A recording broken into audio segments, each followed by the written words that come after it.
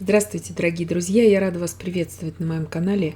Сегодня в данном видео я готовлю легендарный бакинский торт обширон. Торт, любимый миллионами. Многие даже боятся себе представить, что его можно приготовить на собственной кухне. Я же сегодня хочу вам предложить безглютеновую версию этого торта, то есть без муки пшеничной будем его готовить и очень быстрым способом. Справится здесь даже новичок с этим тортом, а получается в итоге кулинарный шедевр из нашего детства. Итак, для этого торта мне понадобится 10 яиц среднего размера. Я их буду разделять на желтки и белки. Посуда, где мы будем взбивать белки, должна быть абсолютно чистая и обезжиренная. Аккуратно разделяем, чтобы ни капля желтка не попала в белковую массу. Яйца здесь я беру комнатной температуры. Желтки я буду сейчас использовать сразу в крем, а белки я просто отставлю в сторону. —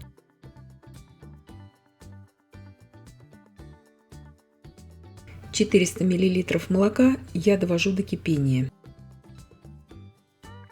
180 грамм сахара, 70 грамм кукурузного крахмала. Я их перемешиваю. Так быстрее всего готовится заварной крем, чтобы не было комочков. 16 грамм ванильного сахара я туда отправляю. Все также хорошо перемешиваю. Вливаю туда 200 мл холодного молока. Также перемешиваю. И вот уже сейчас разбиваю пленочки у желтков и только сейчас ввожу туда желтки. И тогда комочков не будет в креме. Все это также перемешиваю и иду сейчас на плиту и сварю заварную основу для крема. В закипающее молоко я тонкой струйкой, помешивая в кастрюле, ввожу всю эту желтковую массу. На умеренном огне в кастрюле с толстым дном довожу сейчас всю эту смесь до кипения. Когда пойдут сейчас вот такие характерные для кипения пузыри, крем будет густеть. Я провариваю эту массу еще примерно 20-30 секунд и сразу же снимаю с огня. Перекладываю в ту емкость, где она у меня будет остывать сейчас до комнатной температуры, ни в коем случае не до холодного состояния, и накрою пищевой пленкой в контакт, чтобы заварная основа не заветривалась. Убираю сейчас остывать. Итак, 10 белков, щепотку соли туда сразу добавляю. Многие спрашивают, сколько это будет в граммах, примерно 300 грамм белка здесь. 16 грамм ванильного сахара. Яйца, как я уже сказала, среднего размера я здесь беру. Взбиваю до состояния такой пивной пены. И сейчас ввожу туда порциями 250 грамм сахарной пудры. Можете мелкий хороший сахар брать, если у вас нет сахарной пудры. Сахарная пудра здесь у меня без добавок. 250 грамм. Сейчас всю эту белковую массу я буду взбивать примерно около 5 минут. Миксер у меня здесь маломощный, 300 Вт. Вы же смотрите по вашему миксеру.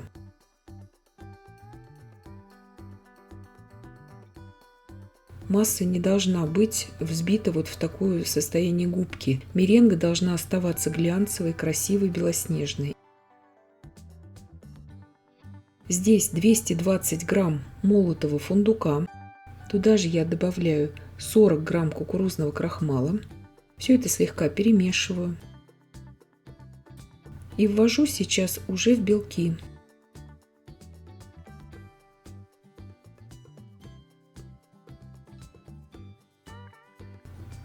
Порциями, аккуратно, лопаткой перемешиваю. Если вы имеете уже большой опыт в приготовлении тортов, бисквитов, можно на очень низкой скорости миксера все это перемешать также миксером.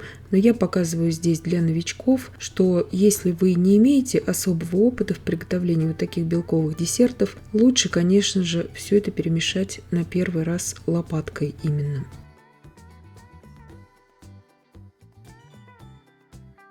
Итак, вот такая масса должна получиться. Она слегка сядет, это нормально, этого не нужно бояться. Противень здесь у меня 42 на 32 сантиметра. Застилаю бумагой для выпечки. Она у меня силиконизированная. Если у вас не силиконизированная бумага для выпечки, следует ее смазать капелькой буквально растительного масла. Сейчас я разравниваю хорошо, именно шпателем разравниваю. И буду выпекать с конвекцией при температуре 160 градусов Цельсия примерно 20-25 минут в заранее разогретой духовке.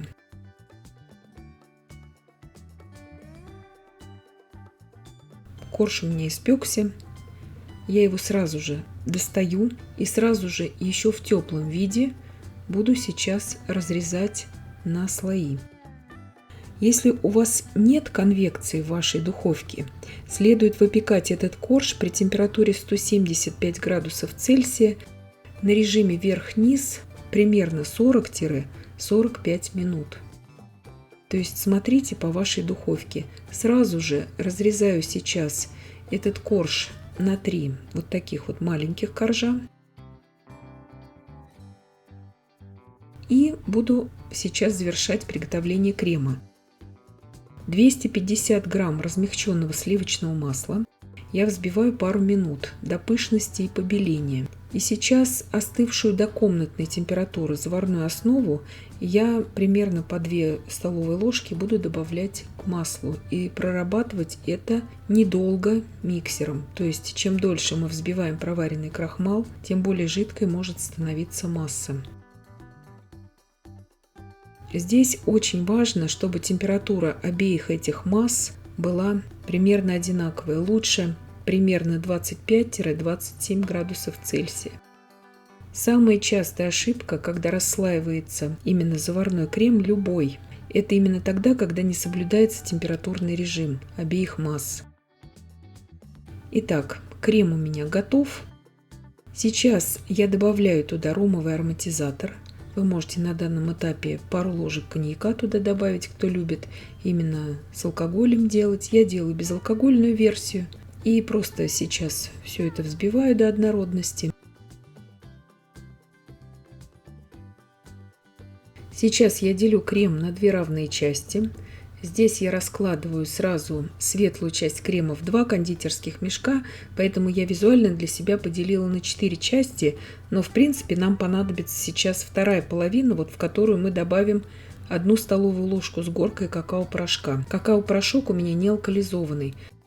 По традиции в этом торте идет 3 прослоечки из крема, и 4-й частью крема, шоколадной именно, украшается этот торт, поэтому я разложила крем на кондитерские мешки уже все эти прослойки. 2 светлых прослоечки, 1 шоколадная и 2 шоколадная часть крема для декора. Торт обширон по традиции делается, конечно же, с фундуком. Если вы будете брать миндальные орехи, допустим, это уже будет другой торт. Нужен фундук.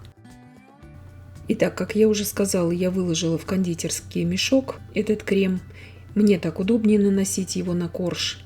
Если у вас нет кондитерских мешков, здесь вы можете использовать просто обычный пакет для заморозки продуктов. Вот смотрите на коржи. То есть корж сам по себе мягкий. Сверху корж будет слегка хрустящий, а сам по себе он мягкий. На второй корж я выкладываю половину шоколадного крема, то есть на первый корж я выложила половину светлого крема. На третий корж я выкладываю опять светлый крем.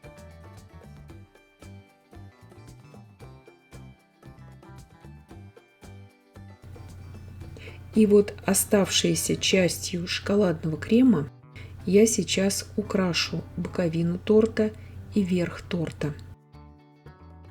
Здесь у меня насадка 6 мм открытая звездочка.